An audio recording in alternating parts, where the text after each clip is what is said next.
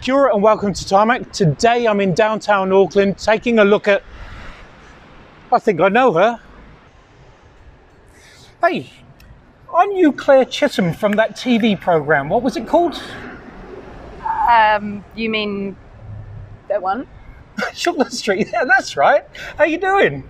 Yeah. Are you that guy from that car thing, Tarmac Live? Tarmac Live, is exactly. Is it Dave? Yeah, Dave. Oh, nice to meet you, Dave. Hey, look, I hear that you're now an MG ambassador. Yeah. I'd love to chat with you about it. Yeah. How about we grab a coffee?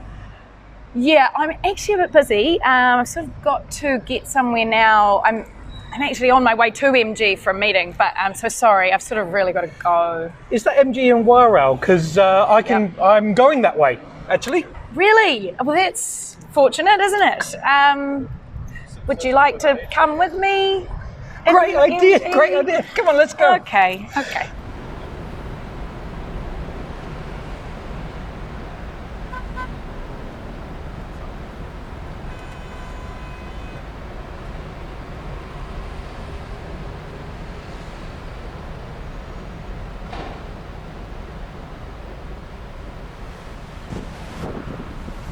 What got you into acting? I, according to my mother, have been acting since I came out of the womb. And I literally, there's some story that she's got of me sort of performing on stage at the age of 5 in some school assembly, dressed in a raincoat and galoshes, and I made my own puddles and did some singing in the rain sort of situation from a young age. And she found... we found acting classes that I started when I was 8 years old. And at the age of 8, I landed the lead in the end of year production at my amateur drama classes, which was sort of still my favourite role to date was Pinocchio. I played the little boy that could. I'm no, joking. I'm not. I did cut my hair off for the role. I had a terrible short page boy haircut. It was so bad because I also remember that my drama teacher at some point said it's not short enough and you don't look like a boy. I think we had it in like a bob, and so we had to go even shorter into kind of page boy territory. No way. It wasn't pretty, guys. It wasn't pretty. So yeah, I started young basically, and I've been doing it ever since I can remember. And I used to sort of sit in front of the television. I've got my earliest memories of sitting in front of the television, staring at it, going, "I just want to be on that."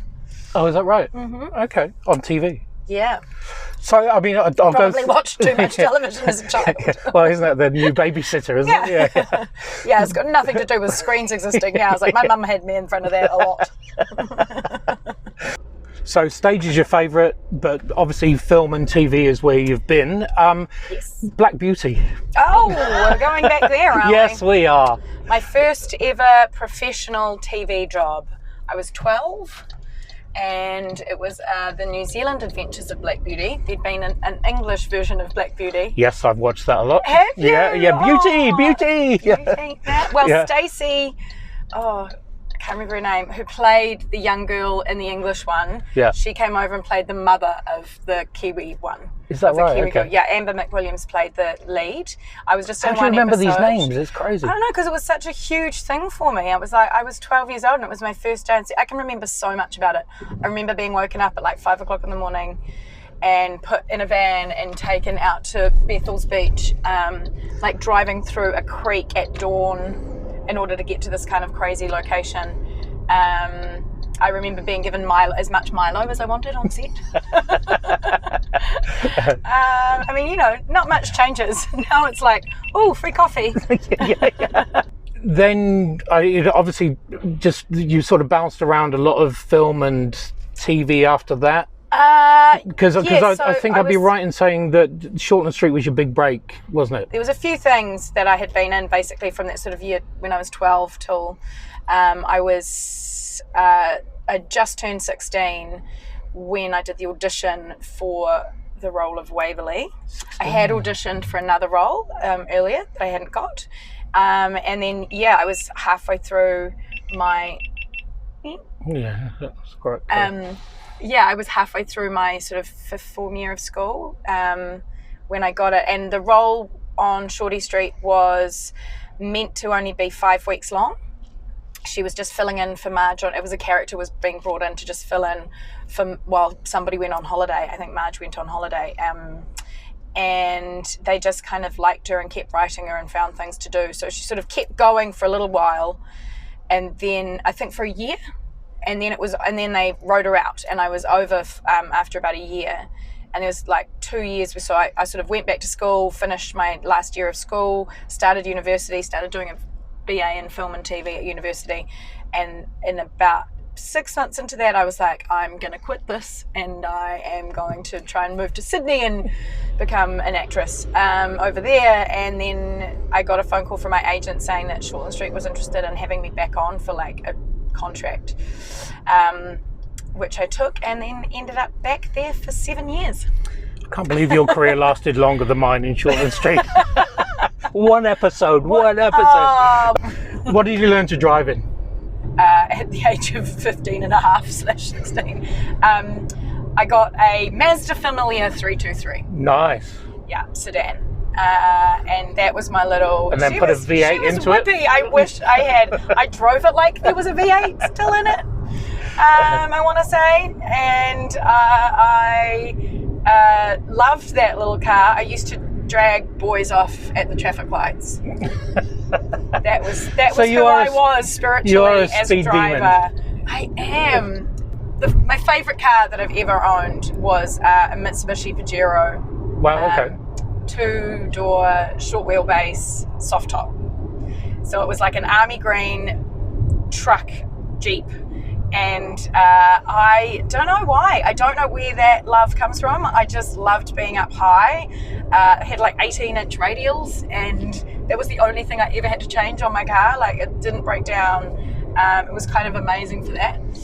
And I owned it for 11 years. And I definitely took it off-road. I knew what I was doing off-road. Okay. A little bit. Not like proper off-roading by any means, just, occasionally onto some farmland.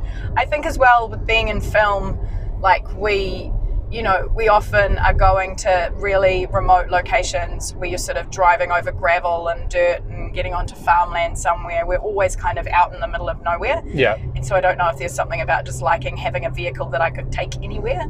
You could have taken Black Beauty in the back as well. So, well, that's the thing. I feel like it's probably because of that, like driving to Bethel's Beach. Yeah. So many locations are like out west near Bethel's Beach or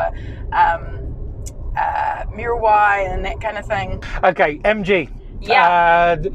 Why the ambassador of MG? Last year, I wrote a book about health and well-being. Okay. And we're looking for people who sort of imbued, the spirit of what they are celebrating with sort of their new fleet of vehicles, which this year is kind of celebrating life in general. Okay. Being grateful for things and not taking things for granted. And so when they kind of came to me and talked to me about that philosophy, I was really interested and intrigued. I like the fact that there's sort of a new company, I guess here in New Zealand, they're a new brand in their current iteration, obviously. I love that I do have a bit of a soft spot for the legacy of MG and the little racing cars. Yep. I love that. Who doesn't? I guess MG's got a few different varieties of sort of SUV, but the ZST is the turbo. So again, right up my sort of alley. And it's like, I think it's a 1.3 litre. I think I've got that right. And so it's super fuel efficient. Like, doesn't use much, but it has the power when you want it. Like now. Throws his head back. Yeah.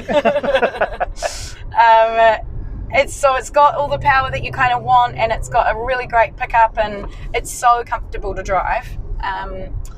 And I guess I love the design. It's got like the big grille on the front, and the sunroof makes the car feel big and light, but to drive it feels compact and light.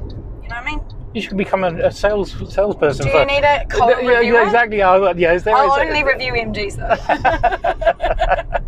I'm stuck now. I'm in love with my brand. Red stitching kind of everywhere, like all the bells and whistles.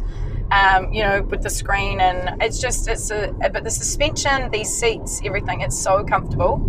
I really love how easy it is to drive, but I like the driving experience, and I still feel like I'm in charge of the car. I really love driving. I guess I love driving long distances, like road trips. I find it incredibly kind of meditative in some regard, but because every sense has to be switched on and just doing that one thing, and I think I really like that. And the 360 degree cameras, everything's really cool as far as that goes. I love the display here. I personally, when I reviewed this, so much stuff going on. Yeah, the 360 cameras are amazing. Like literally, you can kind of hit to see any angle, I guess, if you were trying to get in or out of a sticky spot. But otherwise, it just kind of goes on automatically. Even like backing in and out of a car park, and you can literally see the white lines. Yeah. It's amazing. Yeah, crazy technology. It's roomy too. Yeah, right. You know, and I think like people, you know, when I've had friends in the back, they're sort of like same thing. The sunroof makes it feel really light and spacious. Is that right? So this has been fair, but I want to carry on chatting with you. Do you want me to park your car and we can? We're sort of, I'm here now, I've got a meeting, got a few things going on, so I can wait. I feel like, nah. Bugger. Yeah, nah. Okay. Bye. It's been fun. It's been great chatting to you. It's See time you, to Claire. go. Let go of the Just one more question, one more question.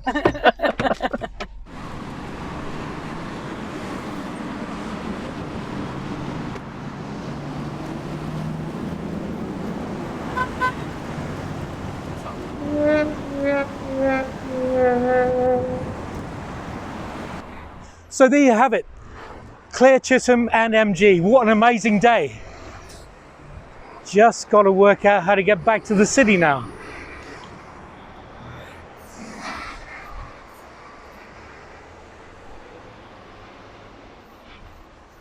Oh. Sorry. You're not going to the town, are you? Yeah. Awesome.